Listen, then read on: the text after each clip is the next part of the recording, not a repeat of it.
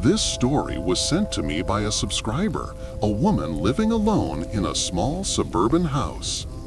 She said it began innocently enough, just glancing at her reflection in the bedroom window at night. She had always liked watching the streetlights ripple across the glass, the occasional passing car reflecting in the window, and the faint shadows of leaves moving across the walls. It was a little nightly ritual before bed, a quiet way to end the day. I never thought I'd see me there, moving without me. At first, she thought it was her imagination, shadows playing tricks in the dim light, the kind of thing that happens when you've been home alone all day. But soon, the details became impossible to ignore. The first night, she noticed something odd. I caught a glimpse of myself in the window, but my smile, it didn't feel right. Her reflection was smiling too wide, too many teeth, not her usual gentle curve, the kind of smile that doesn't belong to anyone you know. She froze. I thought maybe I was dreaming, maybe the light was just wrong. Then she saw it move.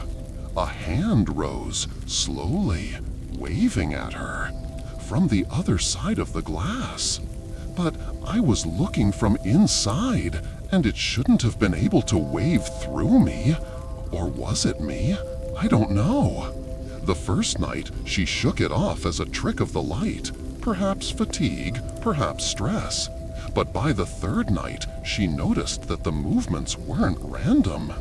Every night, her doppelgänger appeared. Each time, it moved slightly ahead of her. Every gesture, every blink, every shift of weight, a fraction of a second sooner. The smile grew wider, unnaturally wide. It was impossible not to notice. Her own hand lifted, and her double's hand had already waved. It's like it's predicting me, reading me, knowing me before I even move. She started sleeping with the curtains half drawn, leaving the room darker than usual. But sometimes, even through the darkness, she could feel it watching.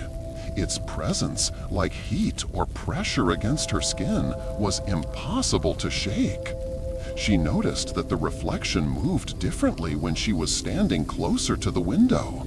It leaned a fraction forward. It tilted its head.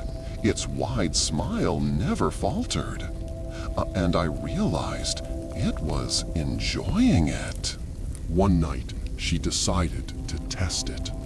She stayed perfectly still, staring at the reflection. Her heart thumped loudly in her chest. The double tilted its head, grinned wider, and waved, slower this time, almost teasing her. I couldn't move. I couldn't look away. I was frozen. Then it stepped closer to the edge of the window. Not just a reflection anymore. It seemed present. Its hand pressed against the glass. And then it winked. Before I even blinked, it wasn't just copying her anymore. It was anticipating, leading, controlling the moment. The air in the room felt heavier, the shadows longer, the silence waiting. She felt her own reflection was no longer her own. She noticed the subtle differences, tiny, almost imperceptible. Its head tilted slightly more, its eyes glinting differently in the dim light, its teeth showing more than they should. It wasn't me smiling, it was something else wearing my face. She couldn't sleep, she couldn't eat normally. Every reflective surface in the house made her anxious. Even a spoon on the kitchen counter felt like a window into another world. I covered all the windows with thick curtains. Every mirror I could find turned face down or covered. But at night, I could still feel it, watching, smiling, waiting. She considered leaving the house, but part of her feared that her double would follow.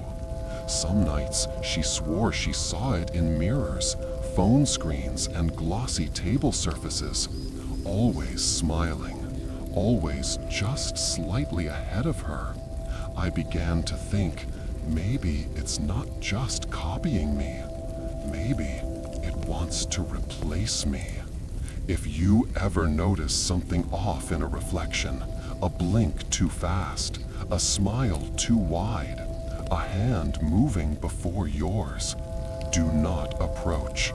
Do not mimic. Do not think you can reason with it. Some doppelgangers wait. Some doppelgangers learn. Some are already one step ahead.